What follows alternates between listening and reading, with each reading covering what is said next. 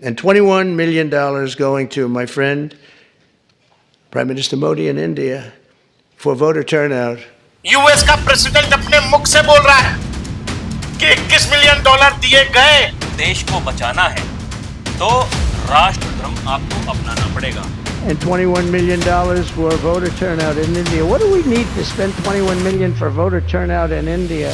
दिया कि नहीं, भारत को पैसा नहीं दिया जी, बांग्लादेश को दिया। पहला सत्र ऐसा है 2014 के बाद में जब विदेश से कोई चिंगारी नहीं आई। And $21 million for voter turnout in India. Why are we caring about India turnout?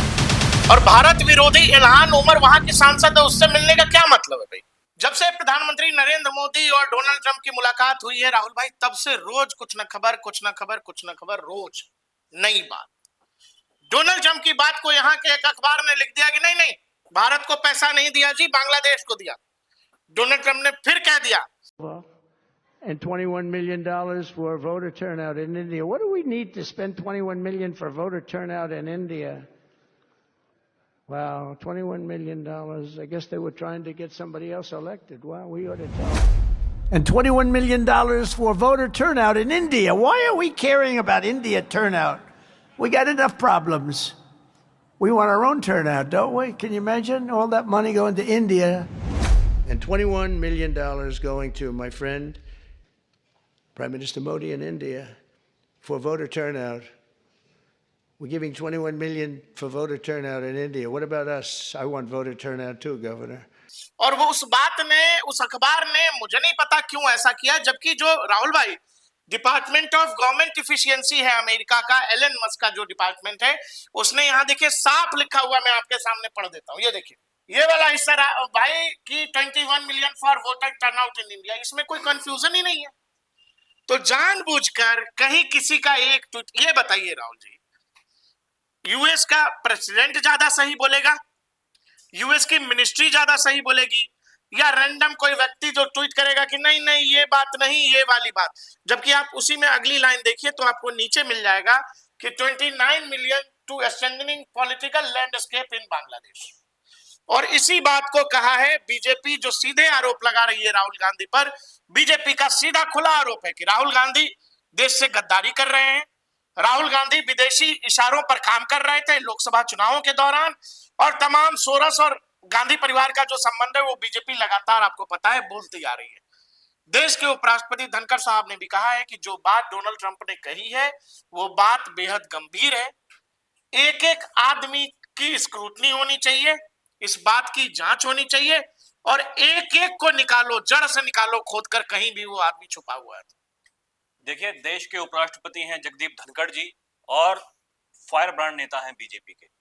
भले ही वो दिखने में लगते हैं बड़े साधारण से, लेकिन उनके भीतर का जो नेता है ना, जब वो जागता है तो वो देखिए एकदम ऑन फायर बोलते हैं। और यही जगदीप धनखड़ जी कह रहे हैं कि भाई देखिए, अगर देश को बचाना है तो राष्ट्रधर्म आपको अपनाना पड़ेगा। आपको चुन चुनकर जो देश विरोधी ताकतें हैं उनके खिलाफ में आवाज उठानी पड़ेगी। और कौन वो लोग हैं, वो कौन लोग हैं, सबसे बड़ी बात तो ये है, वो यही देश के भीतर जो रह रहे हैं और यही देश के भीतर रह करके जो देश के साथ में गद्दारी करने की सोच रहे हैं। तो भाई सीधी सी बात है, उनकी पहचान तो होनी चाहिए, और जल्द से जल्द उनकी पहचान होनी चाहिए, ताकि जो कुछ आज हो रहा है, आज अमेरिका में ट्रंप साहब हैं, देश में मोदी जी हैं, आने वाले चुनावों में क्या भरोसा कि अमेरिका में कोई और सरकार नहीं बनेगी? क्या भरोसा कि हमेशा नरेंद्र मोदी ही प्रधानमंत्री बनते रहेंगे? कितनी अजीब बात है कि आप चुनाव यहाँ लड़ रहे हैं, सब कुछ यहाँ कर रहे हैं, और दूसरों से पैसा ले रहे हैं, दूसरों के पैसे पर ये सब कर रहे हैं, और ये चाहते हैं कि देश को अस्थिर कर दिया जाए। बीजेपी सीधे सीधे आरोप लगा रही है कि उन पैसों का इस्तेमाल क्या करने के लिए किया गया, किन लोगों ने लिया। और सीधे राहुल गांधी को तो गौरव भाटिया आए प्रेस कॉन्फ्रेंस, बोले राहुल गांधी गद्दारी कर रहे हैं देश से। वो पहले भी देखिए कई बार कह चुके हैं। इससे पहले जब आपने देखा होगा, जब राहुल गांधी ने भारत जोड़ो यात्रा निकाली थी, 2022 की ये बात है, जब उन्होंने सितंबर में शुरुआत की थी, तो जो सोरस जिन एनजीओस को फंड करता है, उनके वाइस प्रेसिडेंट्स उस भारत जोड़ो यात्रा में शामिल हुए थे। तो उस समय पर जो शहजाद पूनावाला है, पार्टी के प्रवक्ता हैं, उन्होंने बाकायदा ट्विटर पे जाकर के वो पोस्ट जारी की थी, फोटो लगाए थे, पूछा था, अरे भाई, राहुल गांधी का अमेरिका जाना और भारत विरोधी इल्हान उमर वहां की सांसद है, उससे मिलने का क्या मतलब है भाई? आप भारत के हैं, आपको पता है कि दुनिया के अलग अलग देशों में कोई नेता एंटी इंडिया मुहिम चला रहा है, आप उसके बगल में खड़े होकर फोटो खिंचवा रहे हैं, आपको सेंस नहीं है कि क्या हो रहा है? उसके बाद में भारत में आकर के बार बार ये बात कह रहे हैं कि भाई भारत का सत्यानाश होने वाला है, यहाँ का लोकतंत्र खतरे में है, यहाँ का संविधान नहीं बचने मोदी वाला हिटलर है। मोदी हिटलर है। मोदी जीत गया तो चुनाव नहीं होने देगा। चुनाव नहीं होने देंगे, अगर फिर से मोदी सरकार बन गई तो देश में आग लग जाएगी। ये सब भाषण, ये सब बातें राहुल गांधी ने कही हुई है अपने मुख से, राजनीतिक भाषणों में, और कई बार तो संसद के पटल पर। अब सीधे सीधे जब डोनाल्ड ट्रंप ने कह दिया है, आप यकीन करिए, आप दर्शकों जब ये वीडियो देख रहे हैं तो आप एक बार सोचना, जब मैं कह रहा हूं 2024 का वो दौर याद करिए, अभी से कुछ महीनों पहलों का, जिस समय लोकसभा चुनावों का मामला चल रहा था।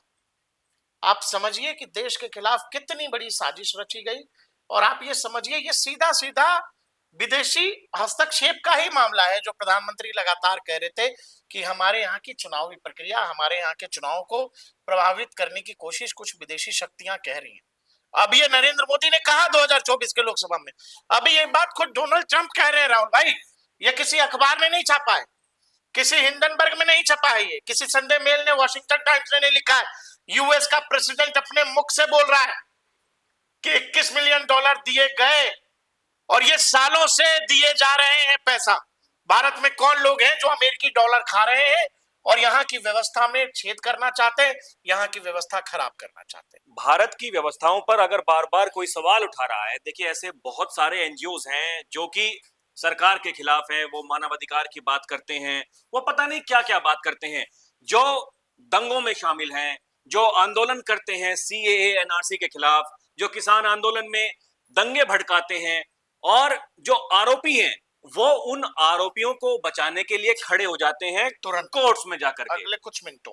तो ये अपने आप में दर्शाता है कि भारत के भीतर चल क्या रहा है, और ये जो लोग हैं, जो देश विरोधी जो ताकतें हैं, वो कौन लोग उन्हें पैसा दे रहा है। देखिए भाई, बिना फंडिंग के तो कुछ होगा नहीं।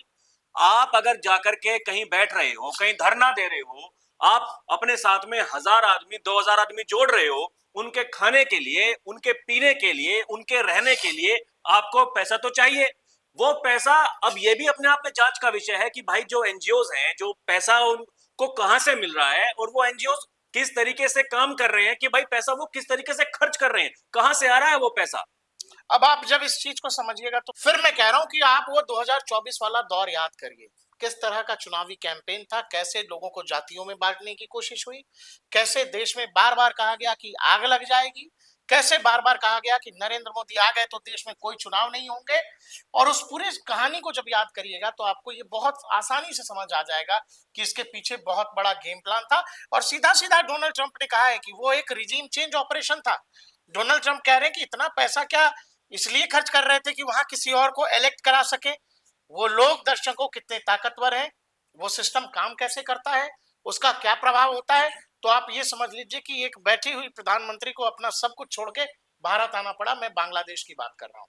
शेख हसीना और उनके देश में उतनी ताकत नहीं थी, लोकतांत्रिक व्यवहार उस देश का ठीक नहीं था, उनको अपना देश छोड़ना पड़ा। इसी देश में अगर नरेंद्र मोदी की जगह कोई और लीडर होता तो उसके साथ राहुल भाई खेल तो हो गया था। बिल्कुल, खेल पूरा का पूरा रचा जा रहा था। आप देखिए, कड़ी जुड़ी हुई है। आप देखिए ना, सबसे पहले किसान आंदोलन होता है, उसके बाद में सबसे पहले सीए एनआरसी का जो आंदोलन है वो होता है, फिर किसान आंदोलन होता है, उसके बाद में आप देख रहे हैं लगातार विदेश जा रहे हैं भाई साहब, वहां से आकर के कह रहे हैं कि भाई देखिए ये चाइना हमारे देश में घुस गया। आप कह रहे हैं कि चाइना हमारे देश से मजबूत है। अच्छा, एक बात और सवालों में है कि भाई आपको इतना चाइना से प्यार क्यों है? अब भाई चाइना घुसा या नहीं घुसा ये कौन कहेगा तो मानोगे? इंडियन आर्मी, उससे ऑथेंटिक कुछ नहीं है क्या? आर्मी ने ऐसा कहा?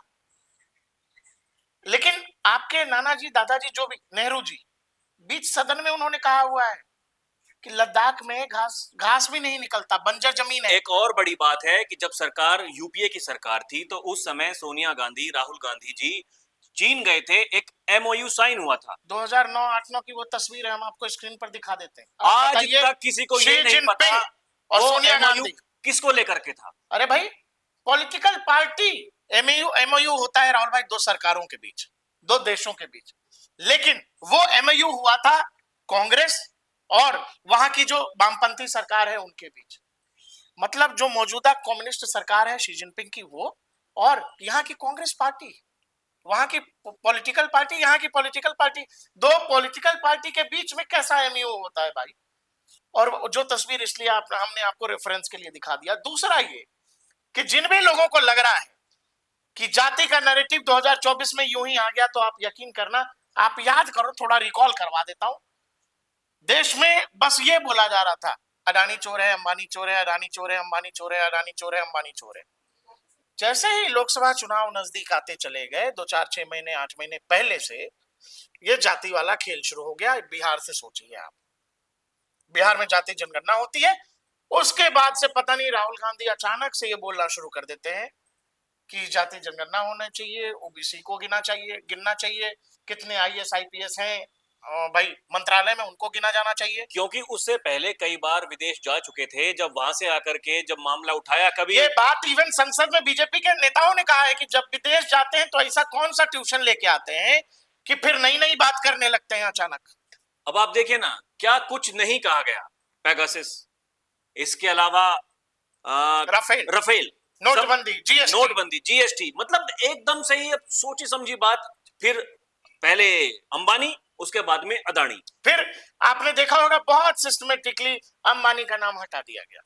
कभी कभी लिया जाता था राहुल जी की तरफ से, नहीं तो अडानी अडानी अडानी। जब बार बार अदानी अदानी कहने के बावजूद उसके बाद में हिंडनबर्ग की रिपोर्ट आ जाती है, फिर उसके बाद में तमाम कोशिशें करने के बावजूद, तब भी अगर आपकी कोई बात नहीं चलती है, आप भारत जोड़ो यात्रा निकालते हैं। अडानी की जो दौलत थी वो 100 बिलियन पार थी, दुनिया के टॉप थे।